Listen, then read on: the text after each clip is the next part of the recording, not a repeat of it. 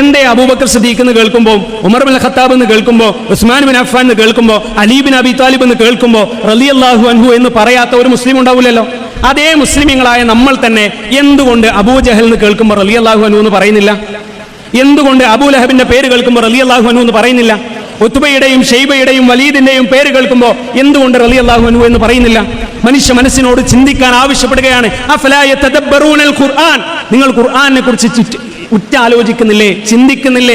അഫലാ തഅഖിലൂൻ, നിങ്ങൾ ചിന്തിച്ചു മനസ്സിലാക്കുന്നില്ലേ എന്നൊക്കെ അല്ലാഹു സുബ്ഹാനഹു വ തആല ചോദിക്കുന്നില്ലേ? ഒന്ന് ചിന്തിച്ചു നോക്ക്. ഖുർആൻ എന്താ നമ്മളോട് പറയുന്നത്? വളരെ കൃത്യമാണ്. അവിടെ ലാ ഖാലിഖ ഇല്ലല്ലാഹ് എന്നാണ് ആരുടെ വിശ്വാസം? ഈ പറഞ്ഞ അബൂജഹലിന്റെയും അബൂലഹബിന്റെയും ഉത്ബയുടെയും ഷൈബയുടെയും. അപ്പൊ ഓരുടെ വിശ്വാസപ്രകാരം ഇന്ന് ലാ ഇലാഹ ഇല്ലല്ലാഹ് അംഗീകരിക്കുന്ന ആൾക്കാരൊക്കെ ആരാ? ശിർക്ക് ചെയ്ത ആളുകളാണ്. ഇത് ഞാൻ പറയുന്നതല്ല. എന്നോട് നിങ്ങൾക്ക് വെറുപ്പുണ്ടാകാം, ഒരു പ്രശ്നവുമില്ല, ഞാൻ ഒരു മനുഷ്യൻ മാത്രം. എന്നാൽ തെറ്റുപറ്റാത്ത വിശുദ്ധ ഖുർആനിന്റെ ആയത്തുകൾ ഉദ്ധരിച്ച് നിങ്ങളോട് പറയുമ്പോൾ സഹോദരിമാരെ, ആ ആയത്തുകൾക്ക് നിങ്ങളൊരു പ്രാമുഖ്യം കൽപ്പിക്കണം. ആ ആയത്ത് സത്യമാണ്. ഒരൊറ്റ വ്യർത്ഥമായ അർത്ഥമില്ലാത്ത ഒരു ഹർഫ് പോലും, ഒരക്ഷരം പോലും ഇല്ലാത്ത ഖുർആൻ നമ്മളോട് പറയുന്നത്. അതുകൊണ്ട് തന്നെ നമ്മളൊന്ന് പഠിക്കുക ആ വിഷയം. അപ്പൊ ലാ ഖാലിഖ ഇല്ലല്ലാഹ്, അല്ലാഹു അല്ലാതെ ഒരു സൃഷ്ടാവില്ല എന്ന് ഒരാൾ ലാ ഇലാഹ ഇല്ലല്ലാഹ് അർത്ഥമായി മനസ്സിലാക്കി കഴിഞ്ഞാൽ എന്താ സുഖം? ഖാലിഖ് അല്ലേ ഉള്ളൂ. അപ്പോൾ പ്രാർത്ഥന സിഎമ്മിനോട് പ്രാർത്ഥിച്ചാലും പ്രശ്നമൊന്നുമില്ല. ബദരീങ്ങളെ കാക്കണേ എന്ന് പ്രാർത്ഥിച്ചാലും പ്രശ്നമൊന്നുമില്ല. കാരണം ലാ ഇലാഹ ഇല്ലല്ലാഹയുടെ അർത്ഥത്തിന് കോട്ടം തട്ടുന്നില്ലല്ലോ, ശിർക്ക് വരുന്നില്ലല്ലോ. നമ്മളൊന്ന് ചിന്തിച്ചോക്കെ.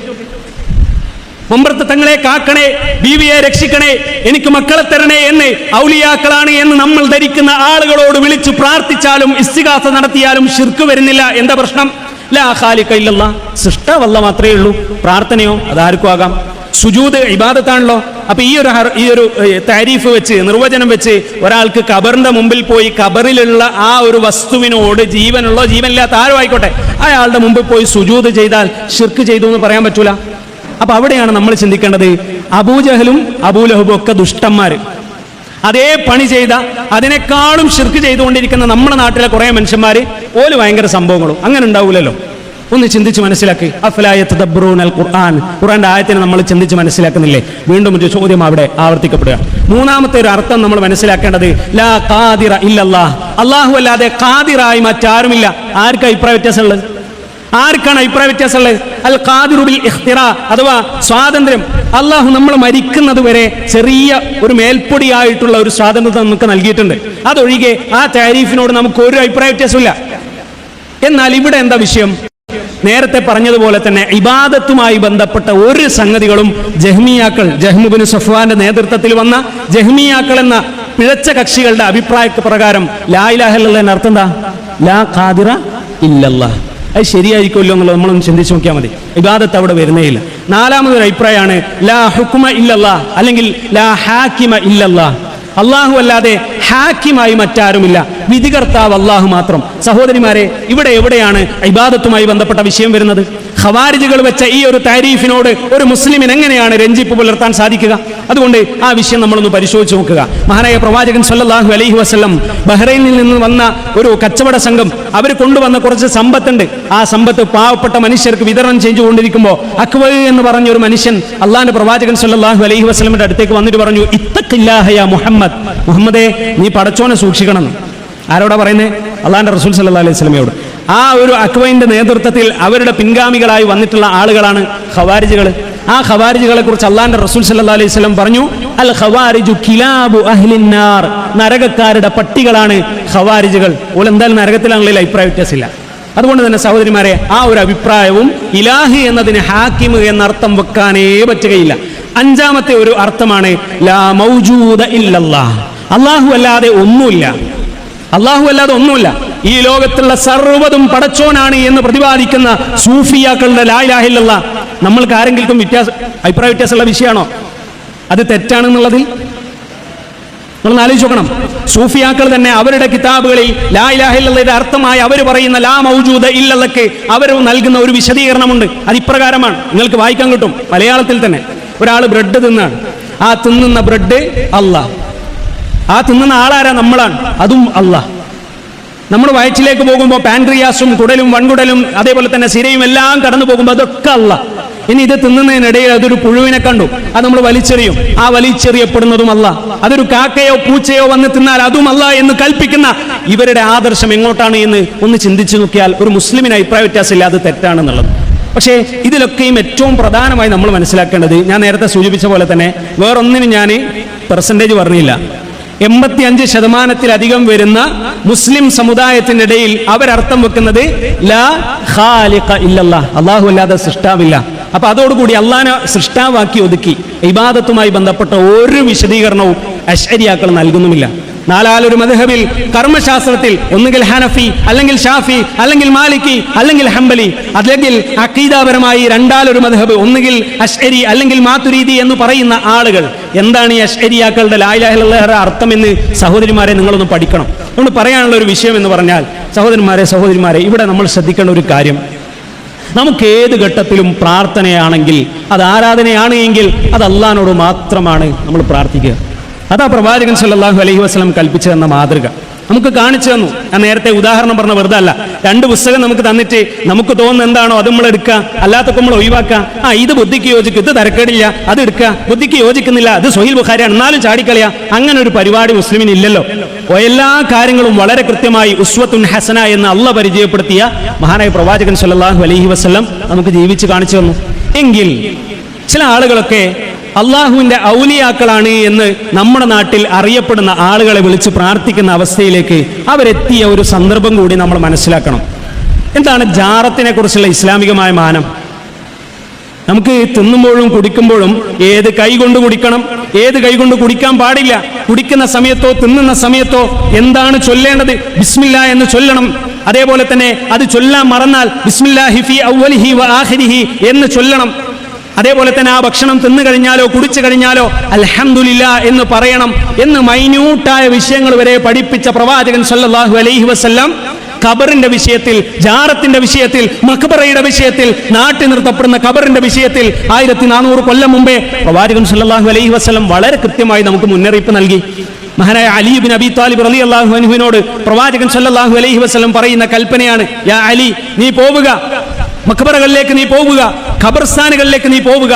ഒരു ചാണിന് മുകളിലേക്ക് നാട്ടി ഉയർത്തപ്പെട്ട ഒരു ഖബറും നീ തട്ടി നിരപ്പാക്കാതെ വിട്ടേക്കരുത് എന്ന് അലി റളിയല്ലാഹു അൻഹുവിനോട് പ്രവാചകൻ സല്ലല്ലാഹു അലൈഹി വസല്ലം കൽപ്പിക്കുന്ന കൽപ്പനയാണ്.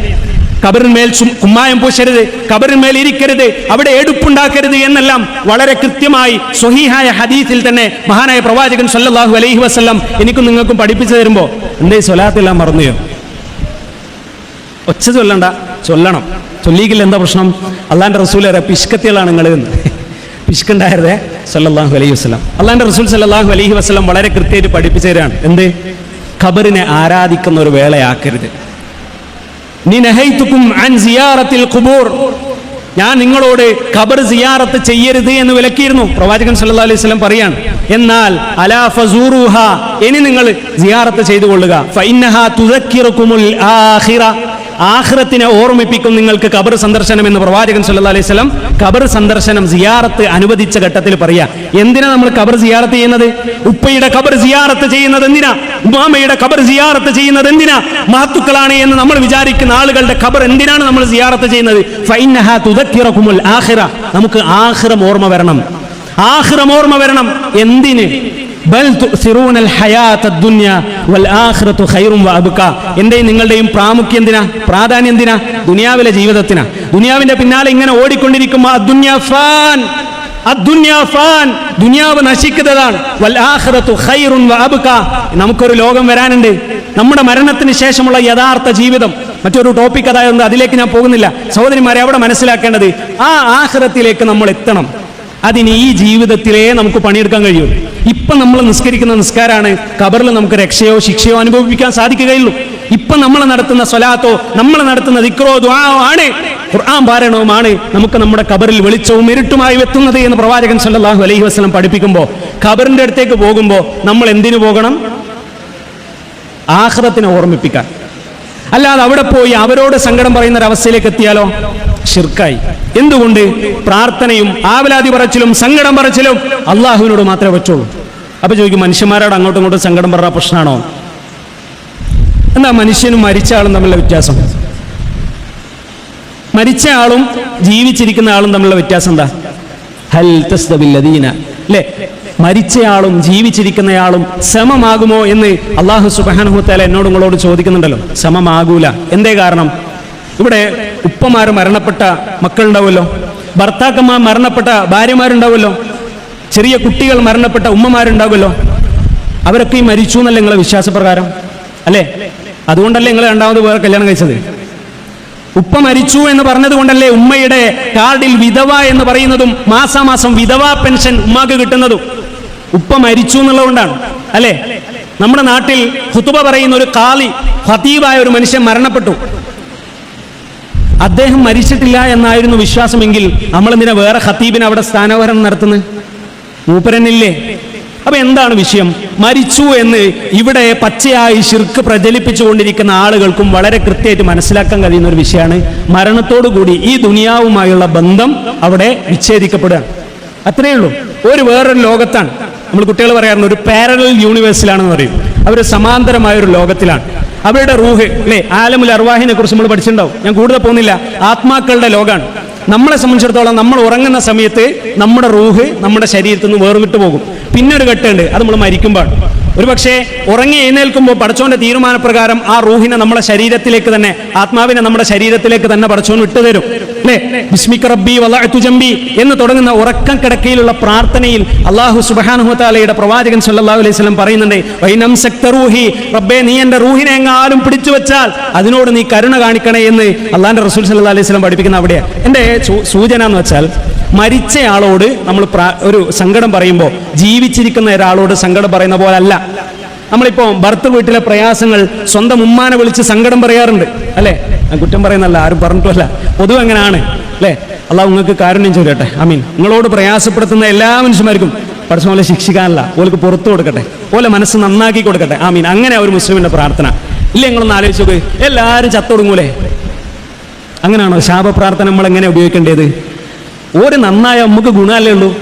കൂട്ടരെ, നിങ്ങൾ അമ്മായിയമ്മ എന്ന് വിളിക്കപ്പെടുന്ന ആള്, അല്ലെങ്കിൽ നാത്തൂനായി നിൽക്കുന്ന നിങ്ങൾക്ക് അങ്ങേയറ്റം പ്രയാസപ്പെടുത്തുന്ന അബൂജഹലിനെക്കാളും നിങ്ങൾക്ക് പ്രയാസാകുന്ന ഒരു കുട്ടി നിങ്ങളെ വീട്ടിലുണ്ടെന്ന് കൂട്ടാ, ഓളെതിരെ പ്രാർത്ഥിക്കുന്നതിന് പകരം പടച്ചോനെ ഈ കുട്ടിനൊന്ന് നന്നാക്കി കൊടുക്കണേ റബ്ബേ, എന്റെ ഉമ്മച്ചിന്റെ സ്വഭാവം ഞാൻ നന്നാക്കി കൊടുക്കണേ, ഇതിന്റെ ഭാഗികമായിട്ട് പറയാണ്. അങ്ങനെയാണ് ഒരു മുസ്ലിം പ്രാർത്ഥിക്കേണ്ടത്. ഞാൻ പറഞ്ഞത്, അത്തരം സങ്കടങ്ങൾ വരുമ്പോൾ ഉമ്മാനെ വിളിച്ച് പറയും, അല്ലേ, ഉമ്മ ഞാൻ എന്തുണ്ടാക്കിയാലും പിയാപ്പിളൊക്കെ പിടിക്കുന്നില്ല, എന്തെങ്കിലും ഒരു പ്രശ്നം കണ്ടെത്തും.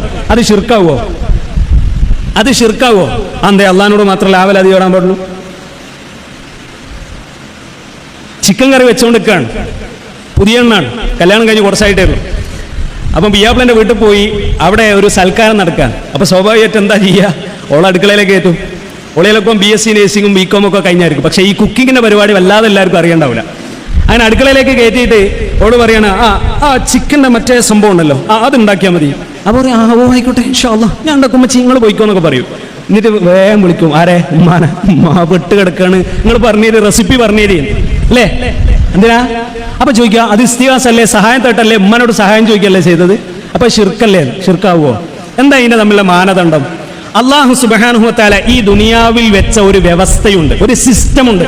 ആ സിസ്റ്റത്തിന്റെ ഉള്ളിൽ നമുക്ക് അങ്ങോട്ടും ഇങ്ങോട്ടും അനുഭവിക്കാൻ കഴിയുന്ന കാര്യമാണ്, അല്ലേ? വതആവനു അലൽ ബിർരി വത്തഖ്വ, നിങ്ങൾ ബിർരിന്റെ പുണ്യത്തിന്റെ വിഷയത്തിലും സൂക്ഷ്മതയിട്ട വിഷയത്തിലും പരസ്പരം സഹായിച്ചുകൊള്ളുക. സഹായം ചോദിച്ചാലേ സഹായം കിട്ടുള്ളൂ. മനസ്സിലായോ? പിന്നെ എന്താ വിഷയം?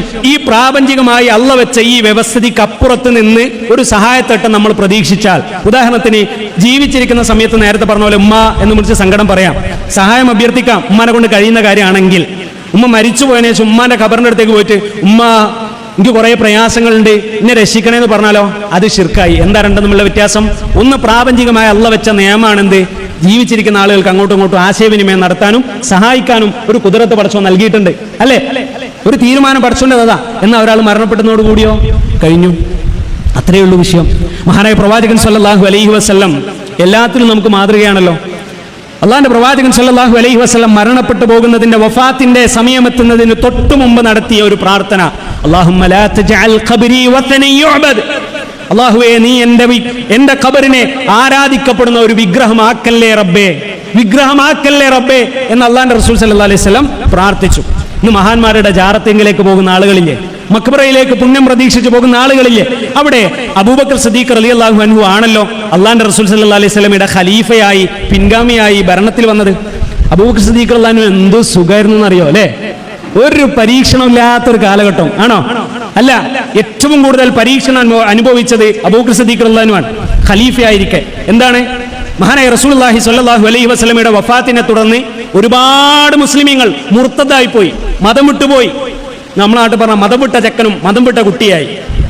പലതും പറയാനുണ്ടായിരുന്നു അവർക്ക് ന്യായം. അള്ളാന്റെ റസൂല് കഴിഞ്ഞു, ഇനി അങ്ങക്ക് ദീന് വേണ്ട. വേറെ ചില ആൾക്കാർ പറയാൻ തുടങ്ങി രണ്ടാമതൊരു ഫിത്നയായിരുന്നു, കള്ളപ്രവാചകന്മാർ രംഗത്തിറങ്ങി. മുസൈലിമത്തുൽ കദ്ദാബിനെ പോലെ, അസ്വദുൽ അനസിയെ പോലെയുള്ള ഒരുപാട് കള്ളപ്രവാചകന്മാർ അന്ന് രംഗത്തിറങ്ങി. എന്നിട്ട് പറഞ്ഞു, ഞാനാണ് അള്ളാന്റെ റസൂലിന് ശേഷമുള്ള അടുത്ത പ്രവാചകൻ എന്ന് അവർ രംഗപ്രവേശനം നടത്തി. അങ്ങനെയുള്ള രണ്ടാമതൊരു ഫിത്ന അബൂബക്കർ സിദ്ദീഖ് റളിയല്ലാഹു അൻഹുവിന്റെ കാലത്തുണ്ടായിരുന്നു. മൂന്നാമതൊരു ഫിത്ന കൂടി നമ്മൾ മനസ്സിലാക്കണം. സക്കാത്തിന് ഞങ്ങൾ ആർക്കും നൽകുകയില്ല എന്ന് പറഞ്ഞിരുന്ന ഒരു സമൂഹവും അവിടെ ഉണ്ടായി. ഇവരോടൊക്കെയും ധർമ്മസമരം നടത്തേണ്ട, ജിഹാദ് നടത്തേണ്ട ഒരു ഉത്തരവാദിത്വം മഹാനായ അബൂബക്കർ സിദ്ദീഖ് റളിയല്ലാഹു അൻഹു വന്നപ്പോ അബൂബക്കർ സിദ്ദീഖ് റളിയല്ലാഹു അൻഹു എന്താ ഉണ്ടായെന്നറിയോ? നേരെ ഓടി എങ്ങോട്ടേക്ക്? മദീനത്തെ പള്ളിയുടെ അരികിലുള്ള ആയിഷ ബീബിയുടെ വീട്ടിലേക്ക്. എന്തിനാ ഓടിയെന്നറിയോ? അവിടെ പോയിട്ട് അള്ളാന്റെ റസൂൽ സല്ലല്ലാഹു അലൈഹി വസല്ലമയുടെ മക്ബറയുടെ അഥവാ ജനാസ സംസ്കരിച്ച ആ മക്ബറയുടെ അടുത്ത് നിന്ന് റസൂലിനോട് പ്രാർത്ഥിക്കുകയാണ്. എന്ത്? അള്ളാഹുവിന്റെ റസൂലേ, അങ്ങ് കാണുന്നില്ലേ, അങ്ങ് കാണുന്നില്ലേ, ഇവിടെ ഒരുപാട് പ്രയാസങ്ങൾ വന്നില്ലേ, പ്രവാചകരെ തങ്ങളെ അങ്ങ് കാക്കണേ എന്ന് അബൂബക്കർ സിദ്ദീഖ് റളിയല്ലാഹു അൻഹു പ്രാർത്ഥിക്കുക. ഉണ്ടോ? ഉണ്ടോ? നിങ്ങൾ പറയും, ഉണ്ടോ? ഇല്ല. പിന്നെ എന്താ ഉണ്ടായത്? അള്ളാഹിനോട് പ്രാർത്ഥിച്ചു. അള്ളാഹിനോട് പ്രാർത്ഥിച്ചു. അലൈസല്ലാഹു ബികാഫിൻ അബ്ദ. അല്ലാഹ് ചോദിക്കുകയാണ്, ഒരടിമക്ക് അള്ളാഹു പോരെ? അതെ, അല്ലാഹ് മതി. നിങ്ങൾ ആലോചിച്ചോക്കെ, പുരോഹിത വർഗം, പണ്ഡിത വേഷധാരികൾ ഈ ഉമ്മത്തിനെ എങ്ങോട്ടാണ് കൊണ്ടുപോകുന്നത് എന്ന് വളരെ കൃത്യമായി ഇപ്പം ബോധ്യപ്പെട്ടില്ലേ? ഇത്രയേ ഉള്ളൂ, പഠിച്ചാൽ ബോധ്യപ്പെടും. അതുകൊണ്ടാണ് റബ്ബ് നമ്മളോട് പറഞ്ഞത് നിങ്ങൾ പഠിക്കണം. ഒന്നാമതായി ഇറങ്ങിയ ആയത്തെന്താ സഹോദരങ്ങളെ, സഹോദരിമാരെ? ഇഖ്റ ബിസ്മി റബ്ബിക്കല്ലദീ ഖലഖ്. നീ വായിക്കുന്ന വായനക്ക് വലിയ പ്രാധാന്യമുണ്ട്. നിങ്ങളൊക്കെ ഖുർആൻ പാരായണം ചെയ്യാറുള്ള ആൾക്കാരല്ലേ? ഖുർആന്റെ അർത്ഥം പഠിച്ചിട്ടുണ്ടോ? ഖുർആന്റെ അർത്ഥം എന്നെങ്കിലും പഠിച്ചിട്ടുണ്ടോ? പോട്ടെ, നമ്മൾ നിത്യേന ഓതുന്ന സൂറത്തുകളുണ്ടല്ലോ, ഏറ്റവും ചുരുങ്ങിയത് അതിന്റെ അർത്ഥമെങ്കിലും നമുക്കറിയോ? എന്തേ അർത്ഥം പഠിക്കാൻ പാടില്ല എന്ന് ആരും പറഞ്ഞോ? അള്ളാനേക്കാളും വലുതാണോ ആ പറഞ്ഞ ആളുകൾ? അല്ലാഹ് പറയാണ്, അഫലാ യതദബ്ബറൂനൽ ഖുർആൻ. ഖുർആനിനെ കുറിച്ച് അവർ ഉറ്റാലോചിക്കുന്നില്ലേ? ഖുർആനെ കുറിച്ച് ഉറ്റാലോചിക്കാൻ എന്താണ്? എന്താ? ഖുർആൻ ഇങ്ങനെ എടുത്തു നോക്കുക, 30 ജുസ് ഉണ്ട് അല്ലേ? 30 ജുസ് അല്ലേ? ഇതിനകത്ത് കുറേ സൂറത്തുണ്ട്. 114 സൂറത്തുണ്ട് അല്ലേ? അതിൽ 6236 ആയത്തുണ്ട്. ആയത്തുണ്ട് അല്ലേ? ഇതാ ഉറ്റാലോചന? ഇതാണ് ഉറ്റാലോചന. എന്താ ആലോചിക്കാന്ന്? എന്താ അർത്ഥം പഠിക്കണ്ടേ? മഹാനായ പ്രവാചകൻ സല്ലല്ലാഹു അലൈഹി വസല്ലം പറഞ്ഞില്ലേ, ഖൈറുക്കും, നിങ്ങളിൽ ഏറ്റവും നല്ല ആളുകൾ, ഏറ്റവും ഉത്തമനായ ആളുകൾ, മൻ തഅല്ലമൽ ഖുർആന വഅല്ലമ, ഖുർആൻ പഠിക്കുകയും അത് പഠിപ്പിക്കുകയും ചെയ്ത ആളുകളാണ് എന്ന് പ്രവാചകൻ സല്ലല്ലാഹു അലൈഹി വസല്ലം പറഞ്ഞു. എന്താ ഖുർആൻ പഠിക്കുക എന്ന് പറഞ്ഞാൽ? ഓതുന്ന പഠിക്കേ? വായിച്ച് മനസ്സിലാക്കണം. നമ്മളത് പഠിച്ചു നോക്ക്, സിമ്പിളാണ്. ഇത് പഠിച്ചില്ലേ എന്താ പ്രശ്നം? വേറെ എല്ലാം പഠിക്കുന്നില്ലേ നമ്മൾ? ഒന്ന് ആലോചിച്ച് നോക്ക്. എന്തെല്ലാം നമ്മൾ പഠിക്കുന്നു, പക്ഷെ ഖുർആന്റെ അർത്ഥം മാത്രം പഠിക്കാൻ പാടില്ല. എന്താ? പഠിച്ചാൽ പേവ് പറ്റോ? എന്നാ ഉസ്താദിനോട് ചോദിക്കാം. അപ്പോ ആരെ എഴുതിയ തഫ്സീർ വായിക്കാൻ പാടില്ല, ആരെ എഴുതിയത് വായിക്കണം. അർത്ഥം പഠിക്കാൻ പാടില്ലായിരുന്നുവെങ്കിൽ എന്തിനാണ് നമ്മുടെ നാട്ടിൽ ഖുർആൻ ക്ലാസ് വെക്കുന്നത്? ഖുർആൻ ക്ലാസ്സിൽ എന്താണല്ലോ, ഓത്ത് പഠിപ്പിക്കുകയാണോ ചെയ്യുക? അത് ഏത് വിഭാഗത്തിനായിക്കോട്ടെ, വിഭാഗീയത പറയാൻ വേണ്ടിയിട്ടല്ല, ഇസ്ലാം പറയാൻ വേണ്ടിയിട്ട് ഇവിടെ എഴുന്നേറ്റുന്നത് അല്ലേ? ഏത് വിഭാഗത്തിനായാലും ഖുർആൻ ക്ലാസ് ഉണ്ടാവുമല്ലോ. ഖുർആൻ ക്ലാസ്സിൽ എന്താ നടക്കാറുള്ളത്? ആയത്ത് ഓതും അല്ലേ? ചില ഖുർആൻ ക്ലാസ്സിലൊക്കെ, നമ്മളെ തുറയിലൊക്കെ ഖുർആൻ ക്ലാസ് നടക്കാറുണ്ട്. അൽ ഹിക്മ സെന്ററിൽ, നന്ദിയിലും നടക്കാറുണ്ട്. അവിടെയൊക്കെ എന്താ നടക്കാറുള്ളത്? ഖുർആൻ ഓതും, എന്നിട്ട് ഓദിപ്പിക്കും അല്ലെ? എന്നിട്ട് തജ്വീദിയായ വശങ്ങൾ, ഖുൽ ഹുവല്ലാഹു അഹദ്, ഖുൽ ഹുവല്ലാഹു അഹദ് എന്നല്ല ഓതണ്ടെന്ന് പഠിപ്പിക്കും. അതിനുശേഷം മൂന്നാമതൊരു പ്രക്രിയയാണെന്ത്? ആശയ വിവർത്തനം. ഖുൽ, പറയുക. ആരോട്? നബിയെ പറയുക. ഹുവല്ലാഹു അഹദ്, ഹുവ അവനാകുന്നു, അല്ലാഹു അല്ലാഹു ആകുന്നു, അഹദുൻ ഏകനാകുന്നു. പ്രവാചകരെ അങ്ങ് പറയുക, അല്ലാഹു ഏകനാകുന്നു. ഇങ്ങനെയാണ്. എന്നാ ചില ഖുർആൻ ക്ലാസ്സിലോ ഇത് പറയുന്നതിന് പകരം വേറെ കുറെ അർത്ഥം പറയുന്നില്ലേ? അപ്പൊ ഉസ്താദിനോട് തിരിച്ചു ചോദിച്ചൂടെ? പഠിപ്പിക്കുന്ന മൗലവിയോട് തിരിച്ചു ചോദിച്ചൂടെ? നിങ്ങൾ ഖുർആൻ അർത്ഥം പറയുന്നില്ലേ? അപ്പൊ ആ ഖുർആൻ അർത്ഥം പഠിക്കാന്നല്ല, അതിന്റെ അർത്ഥം തിരിച്ചു ചോദിക്കാൻ പഠിക്കണം. ഇല്ലാത്തടത്തോളം കാലം നിങ്ങൾ നശിക്കും. അല്ലാഹ് കാക്കട്ടെ, ആമീൻ. അതാ പറഞ്ഞ മൻ തഅല്ലമൽ ഖുർആന വഅല്ലമ, പഠിക്കുകയും പഠിപ്പിക്കുകയും ചെയ്യാം. മൂന്നാമതൊരു ടീം ഇല്ല സഹോദരിമാരെ. മൂന്നാമതൊരു ടീം ഉത്തമരല്ല എന്നാണ് ആ വിഷയം. അതുകൊണ്ട് വിഷയം പഠിക്കുക. ജാറത്തിന്റെ വിഷയം പറഞ്ഞു. ഇനി പുണ്യം പ്രതീക്ഷിച്ചുകൊണ്ട് ജാറത്തിലേക്ക് പോകാൻ പറ്റുമോ? ജാറത്തിലേക്ക് പോകാൻ പറ്റൂല എന്ന് തന്നെ പറഞ്ഞു. പിന്നെ ഇതിന് പുണ്യം പ്രതീക്ഷിച്ച് ജാറത്തിലേക്ക് പോകാൻ പറ്റുമോ? അള്ളാന്റെ റസൂൽ സല്ലല്ലാഹു അലൈഹി വസല്ലം ഇതിനുള്ള മറുപടി അന്നേ നൽകിയതാ. 1400 കൊല്ലം മുമ്പേ അള്ളാന്റെ റസൂൽ പറഞ്ഞു, ഒരാള് പുണ്യം പ്രതീക്ഷിച്ചുകൊണ്ട് ഈ 3 പള്ളികളിലേക്കല്ലാതെ പോകാൻ പാടില്ല. ഒന്ന് മദീനത്തെ അള്ളാന്റെ റസൂൽ സല്ലല്ലാഹു അലൈഹി വസല്ലമയുടെ പള്ളിയ മസ്ജിദ് നബവിയ, രണ്ടാമത്തേത് മക്കത്തുൽ മുഹറമയാണ്, കഅബ സ്ഥിതി ചെയ്യുന്ന മക്കത്തെ പള്ളിയാണ്, മൂന്നാമത്തേത് നമ്മൾ ഇന്ന് രോദനം കൊള്ളുന്ന വല്ലാതെ പ്രയാസപ്പെടുന്ന ബൈത്തുൽ മുഖദ്ദസാണ്. ഈ 3 പള്ളിയിലേക്കല്ലാതെ പുണ്യം തേടി ഏടത്തേക്കും പോകാൻ പാടില്ല. അജ്മീറിലേക്ക് പോകാൻ പാടില്ല, നാഗ്പൂരിലേക്ക് പോകാൻ പാടില്ല, മുത്തുപ്പേട്ടയിലേക്ക് പോകാൻ പാടില്ല, അതേപോലെ തന്നെ ഭീമാ പള്ളിയിലേക്ക് പോകാൻ പാടില്ല, അതേപോലെ തന്നെ പാറപ്പള്ളിയിലേക്ക് പോകാൻ പാടില്ല. ഇത് ഞാൻ പറഞ്ഞതല്ല, അള്ളാന്റെ റസൂൽ സല്ലല്ലാഹു അലൈഹി വസല്ലം പറഞ്ഞതാ. പഠിക്കുക വിഷയം. ഹദീസല്ലേ, നിങ്ങളുടെ കയ്യിൽ ഫോണില്ലേ, നിങ്ങൾ പഠിക്കുക. എല്ലാം കിട്ടുന്ന ഈ കാലത്ത് എന്തെല്ലാം വൃത്തികേടുകൾ കാണാനും കേൾക്കാനും പ്രചരിപ്പിക്കാനും മൊബൈൽ ഫോണും ടെക്നോളജിയും സോഷ്യൽ മീഡിയയും ഉപയോഗിച്ചുകൊണ്ടിരിക്കുന്ന നമ്മൾക്ക് ഖുർആനും ഹദീസും മാത്രം പഠിക്കാൻ പാടില്ല. അതെന്തേ? പഠിച്ചാൽ നന്നാവും, പഠിച്ചാൽ നന്നാകും. അള്ളാന്റെ റസൂൽ പറഞ്ഞ എന്താണ് അത് നിങ്ങൾ എടുക്കുക. അത് ഇല്ലാത്തതെല്ലാം ഒഴിവാക്കുക. എന്നാൽ അതേപോലെ തന്നെ അടുത്തൊരു അഭിപ്രായ വ്യത്യാസമുള്ള ഒരു വിഷയമാണ്, നമ്മൾ പൊതുവെ പണ്ടേ ശീലിച്ചു പോകുന്ന ചില ശീലങ്ങൾ ഉണ്ടാവുമല്ലോ. ആ ശീലങ്ങളുടെ ഭാഗമായി നമുക്കുണ്ടായിരുന്ന കുറച്ച് പ്രശ്നങ്ങളുണ്ട്. അതിലൊന്നാണ് പ്രശ്നം വെച്ച് നോക്കാൻ അമ്പുകൾ ഉപയോഗിക്കുക. അതേപോലെ തന്നെ നമ്മൾ കുട്ടികൾ പറയാറുണ്ട് സ്കൂളിലേക്ക് പോകുമ്പോൾ, എടാ ഇനി നോക്കല്ലേ എന്ന് പറയും. എന്താ അവിടെ ഒരു മൈനയാണ്, 2 മൈനയാണ് നോക്കാൻ പറയും. അതെന്താ സംഭവം? ശകുനം. എന്തേ 2 മൈനയെ കണ്ട 2 മൈനയെ കണ്ട ഗുഡ്, 1 മൈനയാണെങ്കിലോ ബാഡ് അല്ലേ? അള്ളാന്റെ റസൂൽ സല്ലല്ലാഹു അലൈഹി വസല്ലം പറയാണ്, അങ്ങനെ ഒരു ശകുനം നോക്കൽ തീറത്തു ശിർക്കുൻ, അങ്ങനെ ശകുനം നോക്കൽ ശിർക്കാണ്, അള്ളാഹുവിൽ പങ്കുചേർക്കുക. എങ്ങനെ? ഈ ലോകത്ത് എല്ലാ കാര്യങ്ങളും അള്ളാന്റെ തീരുമാനപ്രകാരം മാത്രമല്ലേ സഹോദരിമാരെ നടക്കുന്നത്? അതല്ലേ ഒരു മുസ്ലിമിന്റെ വിശ്വാസം? അൽ ഈമാനു ബിൽ ഖദർ അല്ലേ? ഖൈറും ഷർറും അള്ളാഹുവിൽ നിന്നാണ്. അപ്പം ഭാവി അറിയുന്നവൻ പടച്ചോനാണ് അല്ലേ? അപ്പൊ ഒരാളിങ്ങനെ പക്ഷിയെ പറത്തി വിട്ടു നോക്കുക. പണ്ടത്തെ രാജാക്കന്മാർക്കൊക്കെ ഉണ്ടായിരുന്നു അത് ആ തീറത്തു എന്ന് പറഞ്ഞത് അല്ലേ? തീറത്ത് എന്ന് പറഞ്ഞാൽ എന്താ? തൊയ്റാൻ. അപ്പൊ ഒരു കിളിയെ ഇങ്ങനെ പറത്തും. ഒരു പ്രാവിനെയാണ് പൊതുവെ പറത്താറുള്ളത്. വലതുഭാഗത്തേക്ക് പറന്നാൽ യാത്ര സുഗമമാകും, ഇടത്തേക്ക് പറഞ്ഞാലോ യാത്ര ദുസ്സഹമാകും. അപ്പൊ ഇടത്തേക്ക് വിട്ടാൽ യാത്ര അവിടെ തടഞ്ഞു വെക്കും, നീ പോകില്ല എന്ന് പറയും അല്ലെ? നമ്മുടെ നാട്ടിലുണ്ടായിരുന്നു അത്. സഹോദരിമാരെ, അത് ശിർക്കാണ്. മറ്റൊരു പ്രധാനപ്പെട്ട ഒരു കാര്യമാണ് എന്ത്? തഅല്ലഖ തമീമ, അഥവാ ഏലസ്, ഉറുക്ക്, മന്ത്രണം, ചരട് തുടങ്ങിയ കാര്യങ്ങൾ മന്ത്രി ചൂതി കെട്ടുക എന്നുള്ളത്. അള്ളാന്റെ റസൂൽ സല്ലല്ലാഹു അലൈഹി വസല്ലമയാണല്ലോ ഞാൻ നേരത്തെ പറഞ്ഞ പോലെ എല്ലാത്തിലും നമ്മുടെ മാതൃക. ഞാൻ എന്റെ ഇഷ്ടപ്രകാരം ഇവിടെ ഒരു ഹർഫ് പോലും ഉച്ചരിച്ചില്ല. എല്ലാം ഖുർആന്റെ ഹദീസിന്റെ വിഷയമാണ്. നിങ്ങൾക്ക് ഓരോന്നും ഇങ്ങനെ പറഞ്ഞിരുന്നുണ്ടല്ലോ, നോട്ട് ചെയ്യുന്നുണ്ടെന്ന് ഞാൻ മനസ്സിലാക്കുന്നത്. നോട്ട് ചെയ്തോളി, വിമർശനത്തിന് വേണ്ടി പഠിച്ചോളി, എന്നിട്ട് ജീവിതത്തിലേക്ക് പകർത്തിയാൽ മതി. ഞാൻ പറഞ്ഞു എന്നുള്ളതിന്റെ പേരിലോ ഇവിടുന്ന് ഒരു ഹർഫ് കേട്ടു എന്നുള്ളതിന്റെ പേരിലോ നിങ്ങൾ ജീവിതത്തിലേക്ക് എടുക്കരുത്. ഒരു അഭ്യർത്ഥനയാണ്. പഠിക്കണം, പഠിച്ചിട്ട് ജീവിതത്തിലേക്ക് പകർത്താം. അള്ളാന്റെ റസൂൽ സല്ലല്ലാഹു അലൈഹി വസല്ലമയുടെ അടുത്തേക്ക് ദൂരത്ത് നിന്ന് ഒരുപാട് ദൂരം യാത്ര ചെയ്തുകൊണ്ട് 13 മനുഷ്യർ ബൈഅത്ത് ചെയ്യാൻ വേണ്ടി വന്നു.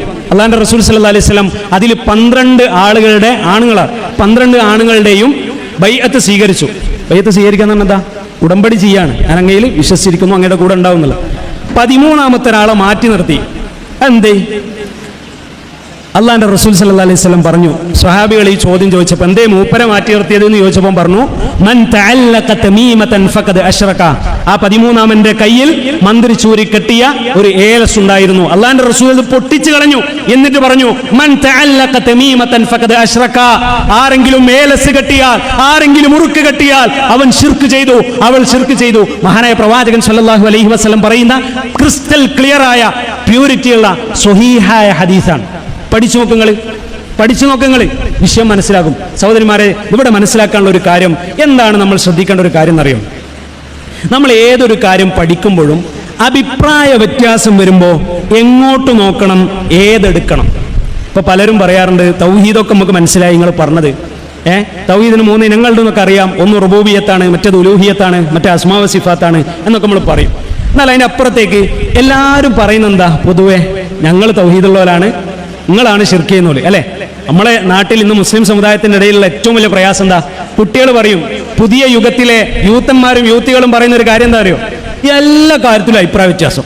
കയ്യെട്ടുന്ന മുതൽ പ്രാർത്ഥിക്കുന്ന വിഷയം വരെ എല്ലാത്തിലും അഭിപ്രായ വ്യത്യാസം. എന്താ ഇപ്പം ഇത് ചെയ്യുക? എന്നാ പിന്നെ ദീനങ്ങ് ഒഴിവാക്കിയാലോ എന്ന് മക്കൾ ചോദിക്കുകയാണ്.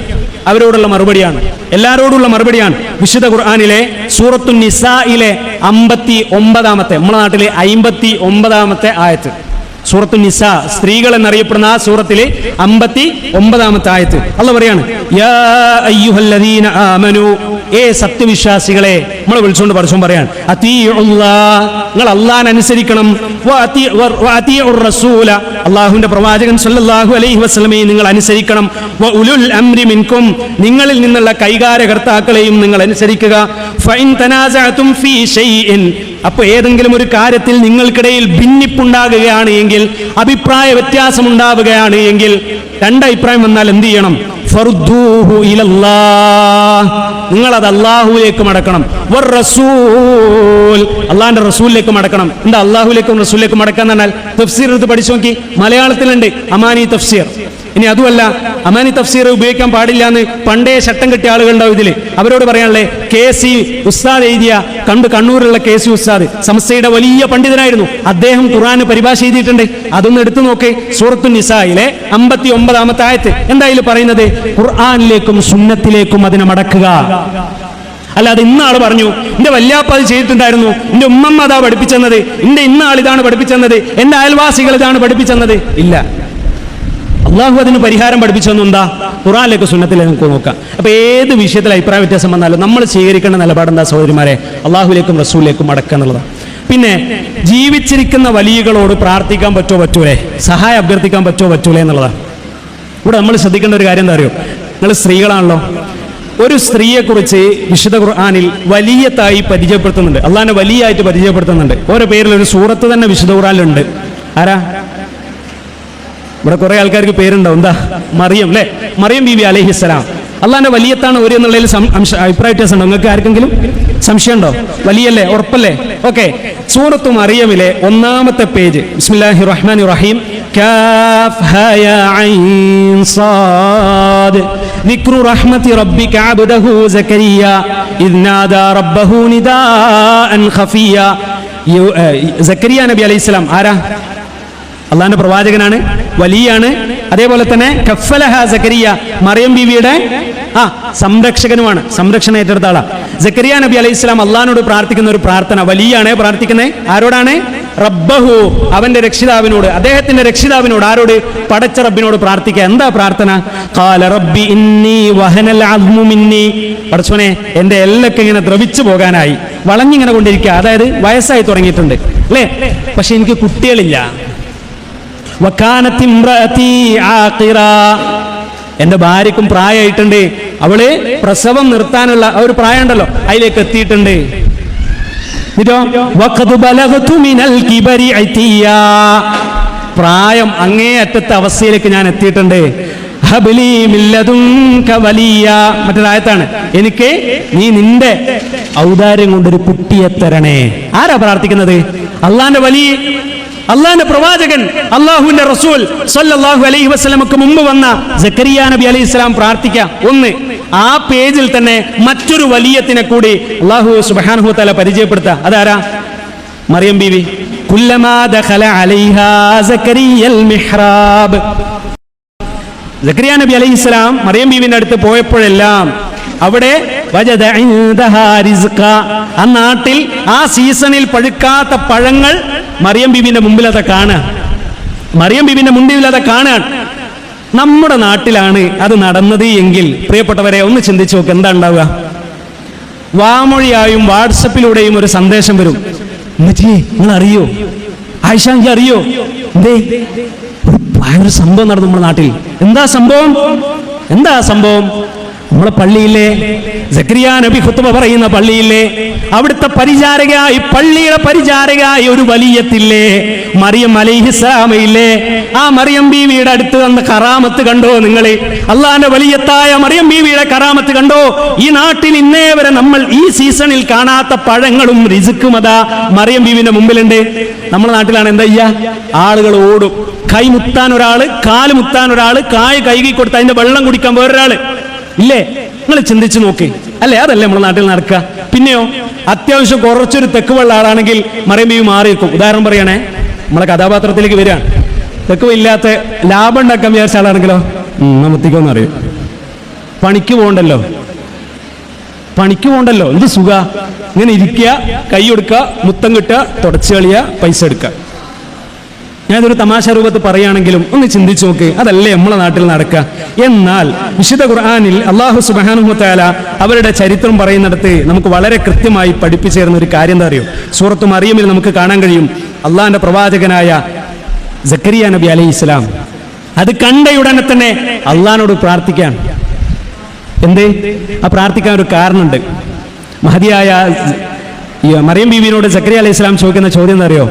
മറിയം അന്നാലക്കി ഹാദ, ഇത് എവിടുന്ന് കിട്ടി? പറഞ്ഞു, അല്ലാഹ് തന്നതാ. ഇന്നല്ലാഹ യർസുഖു മൻ യശാഉ ബിഗൈരി ഹിസാബ്. പ്രവാചകനായ സക്കരിയ നബിയോടാണ് പറയുന്നത്. എന്താ പറയുന്നത്? അല്ലാഹു സുബ്ഹാനഹു വ തആല നമുക്ക് വളരെ കൃത്യമായി റിസ്ക് നൽകും. അള്ളാഹു കണക്കാക്കാത്ത, നമ്മൾ കണക്കാക്കാത്ത പലതും അള്ളാഹു കയ്യും കണക്കില്ലാതെ നമുക്ക് റിസ്ക് നൽകും. സക്കരിയ നബി എന്താ ചെയ്തത്? അള്ളാന്റെ വലിയത്താണല്ലോ മറിയം ബീവി, എന്നാ മറിയം ബീവിനോട് പ്രാർത്ഥിക്കാം. ഉണ്ടോ ഒരായത്ത്? ഖുർആനിൽ ആയത്ത് വേണ്ട, ഒരു വരി, ഒരക്ഷരം. യാ മറിയമു ഹബ്ലി മിൻ ലദുൻക വലിയാ. ഏ അള്ളാന്റെ വലിയത്തായ മറിയമേ, നിന്റെ മുമ്പിലുള്ള കറാമത്തെല്ലാം ഞാൻ കണ്ടു, എനിക്ക് ബോധ്യപ്പെട്ടു വലിയത്താണ് എന്ന്. നിങ്ങൾ അള്ളാഹുലേക്ക് അടുത്ത ആളല്ലേ? എന്റെ പ്രാർത്ഥന റബ്ബ് നേരിട്ട് സ്വീകരിക്കൂലല്ലോ. നിങ്ങളല്ലേ വലിയ ആള്, നിങ്ങള് എനിക്കൊരു കുട്ടീനെ തരണേ പ്രാർത്ഥിച്ചോ? ഇല്ല. പിന്നെയോ സക്കരിയ നബി പ്രാർത്ഥിക്കുന്നത് പടച്ചോനോടാ. വലിയ കാരണം എന്താ? അവിടുന്ന് കിട്ടി. മറിയം ബീവി പ്രാർത്ഥിച്ചപ്പോൾ മറിയം ബീവിക്ക് കിട്ടി. അപ്പൊ എന്താ? ഞാൻ പ്രാർത്ഥിച്ച പടച്ച റബ്ബ് തരും. മഹാന്മാരായ എല്ലാ പ്രവാചകന്മാരും അവരുടെ സമൂഹത്തേക്ക് പറഞ്ഞത് ഏറ്റവും പ്രധാനപ്പെട്ട ഒരേ ഒരു കാര്യം, നിങ്ങൾ അല്ലാഹനെ മാത്രം ആരാധിക്കണേ. വലാ തുശ്രികൂ ബിഹി ശൈഅ, മറ്റൊന്നിനെയും അല്ലാഹുവിൽ പങ്കു ചേർക്കാതിരിക്കണേ. സഹോദരിമാരെ, അതുകൊണ്ട് തന്നെ ഈ വിഷയം കൂടെ അവസാനിപ്പിക്കുകയാണ്. കേവലം ഒരു കുറച്ച് നിമിഷങ്ങൾ മാത്രം എടുത്ത ഈ ഒരു പ്രഭാഷണത്തിലോ പ്രസംഗത്തിലോ നിങ്ങൾ കേട്ട് മനസ്സിലാക്കിയ കുറച്ച് പോയിന്റുകൾ ഉണ്ടാവും. ഇത് മാത്രമല്ല തൗഹീദ്. തൗഹീദ് എല്ലാം മനസ്സിലാക്കി ഞാൻ പെരുമേന്ന് ഒരുപാട് തൗഹീദ് പ്രസംഗമൊക്കെ കേട്ട് വന്നതാ, എനിക്കിനി ഒന്നും പഠിക്കണ്ട, അങ്ങനെ ആരും വിചാരിക്കരുത്. ഖുർആനിൽ 1-2 ആയത്തല്ല തൗഹീദ് പറയാൻ വേണ്ടി അല്ലാഹു സുബ്ഹാനഹു വ തആല ഇറക്കിയത്, അടിക്കടെ ഇറക്കിയതാണ്. അതുകൊണ്ട് തന്നെ പഠിക്കുക, തൗഹീദ് വളരെ കൃത്യമായിട്ട് പഠിക്കുക. നിങ്ങൾക്ക് പഠിക്കാൻ കഴിയുന്ന എല്ലാ സാഹചര്യങ്ങളും ഉപയോഗിച്ചുകൊണ്ട് പഠിക്കുക. നിങ്ങൾക്ക് നിങ്ങളുടെ വീട്ടിൽ നിന്ന് മുറ്റത്തേക്ക് പോലും ഇറങ്ങാതെ തൗഹീദ് പഠിക്കാൻ, പ്രവാചകൻ സല്ലല്ലാഹു അലൈഹി വസല്ലമയുടെ തിരുസുന്നത്ത് പഠിക്കാൻ. വീണ്ടും സ്വലാത്തുകളോടൊക്കെ മറന്നുപോയി, ഞാൻ ഓർമ്മപ്പെടുത്തുന്നില്ല, നിങ്ങൾ തീരുമാനിച്ചോളി. പ്രവാചകൻ സല്ലല്ലാഹു അലൈഹി വസല്ലമയുടെ സുന്നത്തുകൾ പഠിക്കാൻ, വിദേത്ത് എന്താണ് എന്ന് മനസ്സിലാക്കി അതിൽ നിന്നും വിട്ടു നിൽക്കാൻ നിങ്ങൾക്ക് പ്രായോഗികമായി ഉപയോഗിക്കാൻ പറ്റുന്ന ഒരു ആപ്പ് ഉണ്ട്. നമ്മളെ ഫോണിൽ വാട്സപ്പ്, ഫേസ്ബുക്ക് ഒക്കെ ഉണ്ടാവൂലേ? പീസ് റേഡിയോ എന്നാണ് അതിന്റെ പേര്. Peace radio. ഞാൻ അവസാനിപ്പിക്കുകയാണ്. എൻ്റെ സഹോദരിമാരോട് പറയാനുള്ളത്, നിങ്ങളൊക്കെ ഫോണിൽ എന്ത് ചെയ്യണം? ആപ്പ് സ്റ്റോറിലോ പ്ലേ സ്റ്റോറിലോ കയറി പീസ് റേഡിയോ ഒന്ന് ഇൻസ്റ്റാൾ ചെയ്യണം. രാവിലെ മുതൽ രാത്രി വരെ നിങ്ങൾക്ക് ഉറക്കത്തുനിന്ന് എഴുന്നേറ്റ് വരെ കേൾക്കാൻ പറ്റും. 24 മണിക്കൂറും ലൈവായി സംപ്രേഷണം നടത്തിക്കൊണ്ടിരിക്കുന്ന റേഡിയോ ആണ് മലയാളത്തിൽ പീസ് റേഡിയോ. നിങ്ങൾ ഖുർആൻ പഠിക്കാൻ 500 പദ്ധതിയുണ്ട്. അഖീദ പഠിക്കാൻ, വിശ്വാസരംഗം പഠിക്കാൻ, തൗഹീദ് പഠിക്കാൻ അതിൽ അവസരങ്ങളുണ്ട്. കർമ്മശാസ്ത്രം പഠിക്കാൻ, കർമ്മസരണി, ഫിഖ് അതിലുണ്ട്, എല്ലാം അതിലുണ്ട്. അതുകൊണ്ട് തന്നെ പഠിക്കാൻ ഉപയോഗപ്പെടുത്തുക എന്നുള്ളത് മാത്രമാണ് സൂചിപ്പിക്കാനുള്ളത്.